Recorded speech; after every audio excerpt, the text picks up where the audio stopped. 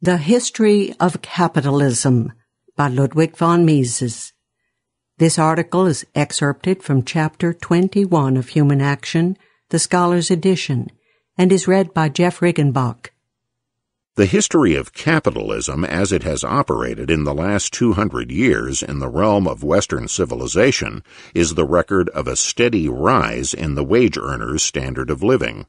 The inherent mark of capitalism is that it is mass production for mass consumption directed by the most energetic and far-sighted individuals, unflaggingly aiming at improvement. Its driving force is the profit motive, the instrumentality of which forces the businessman constantly to provide the consumers with more, better, and cheaper amenities. An excess of profits over losses can appear only in a progressing economy, and only to the extent to which the masses' standard of living improves. Thus, capitalism is the system under which the keenest and most agile minds are driven to promote to the best of their abilities the welfare of the laggard many. In the field of historical experience, it is impossible to resort to measurement. As money is no yardstick of value and want satisfaction, it cannot be applied for comparing the standard of living of people in various periods of time. However, all historians whose judgment is not muddled by romantic prepossessions agree that the evolution of capitalism has multiplied capital equipment on a scale which far exceeded the synchronous increase in population figures. Capital equipment, both per capita of the total population and per capita of those able to work, is immensely larger today than 50, 100, or 200 years ago. Concomitantly, there has been a tremendous increase in the quota which the wage earners receive out of the total amount of commodities produced, an amount which in itself is much bigger than in the past. The ensuing rise in the masses' standard of living is miraculous when compared with the conditions of ages gone by. In those merry old days, even the wealthiest people led an existence which must be called straitened when compared with the average standard of the American or Australian worker of our age. Capitalism, says Marx, unthinkingly repeating the fables of the eulogists of the Middle Ages, has an inevitable tendency to impoverish the workers more and more. The truth is that capitalism has poured a horn of plenty upon the masses of wage earners, who frequently did all they could to sabotage the adoption of those innovations which render their life more agreeable. How uneasy an American worker would be if he were forced to live in the manner of a medieval lord and to miss the plumbing facilities and the other gadgets he simply takes for granted. The improvement in his material well-being has changed the worker's valuation of leisure.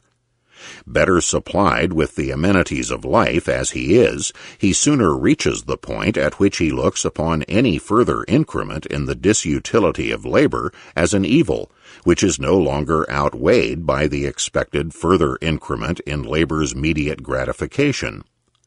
He is eager to shorten the hours of daily work and to spare his wife and children the toil and trouble of gainful employment. It is not labor legislation and labor union pressure that have shortened hours of work and withdrawn married women and children from the factories. It is capitalism which has made the wage earner so prosperous that he is able to buy more leisure time for himself and his dependents. The 19th century's labor legislation, by and large, achieved nothing more than to provide a legal ratification for changes which the interplay of market factors had brought about previously. As far as it sometimes went ahead of industrial evolution, the quick advance in wealth soon made things right again. As far as the allegedly pro-labor laws decreed measures which were not merely the ratification of changes already effected, or the anticipation of changes to be expected in the immediate future, they hurt the material interests of the workers. The term social gains is utterly misleading. If the law forces workers who would prefer to work 48 hours a week not to give more than 40 hours of work, or if it forces employers to incur certain expenses for the benefit of employees, it does not favor workers at the expense of employers. Whatever the provisions of a Social Security law may be, their incidence ultimately burdens the employee, not the employer. They affect the amount of take-home wages. If they raise the price the employer has to pay for a unit of performance above the potential market rate, they create institutional unemployment. Social Security does not enjoin upon the employers the obligation to expend more in buying labor. It imposes upon the wage earners a restriction concerning the spending of their total income. It curtails the worker's freedom to arrange his household according to his own decisions. Whether such a system of Social Security is a good or a bad policy is essentially a political problem. One may try to justify it by declaring that the wage earners lack the insight and the moral strength to provide spontaneously for their own future. But then it is not easy to silence the voices of those who ask whether it is not paradoxical to entrust the nation's welfare to the decisions of voters whom the law itself considers incapable of managing their own affairs. Whether it is not absurd to make those people supreme in the conduct of government who are manifestly in need of a guardian to prevent them from spending their own income foolishly.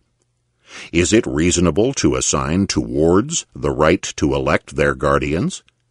It is no accident that Germany, the country that inaugurated the Social Security system, was the cradle of both varieties of modern disparagement of democracy, the Marxian as well as the non-Marxian. The Ludwig von Mises Institute hopes you have enjoyed this audio Mises Daily. For a world of free market literature, media, and discussion, visit Mises.org.